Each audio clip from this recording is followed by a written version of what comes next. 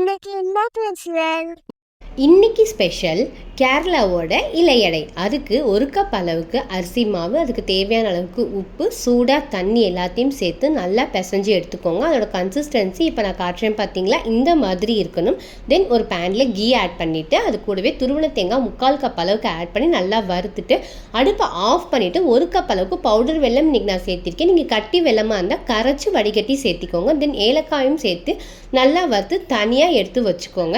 தென் ஒரு இலையை எடுத்து இந்த மாதிரி நெய்யை நல்லா அப்ளை பண்ணிவிட்டு நம்ம ரெடி பண்ணி வச்சுருக்கோம் பார்த்தீங்களா மாவு, அது இந்த மாதிரி விரல்களாலேயே நல்லா தட்டி எடுத்துக்கோங்க. ரொம்ப திக்காகவும் இல்லாமல் தின்னாகவும் இல்லாமல் இந்த மாதிரி பார்த்துக்கோங்க.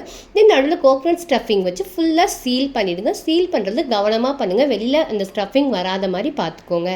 தென் இந்த இலையை நல்லா ரோல் பண்ணிவிட்டு இட்லி பிளேட்டில் வரிசையாக அடுக்கிட்டு நம்ம இன்றைக்கி ஸ்டீம் பண்ணி தான் எடுக்க போகிறோம். ஒரு 12 நிமிஷம் ஸ்டீம் பண்ணிங்கனாலே உங்களுக்கு சூப்பராக ரெடி ஆயிடும்.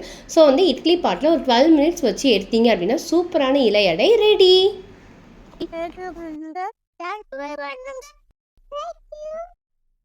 அது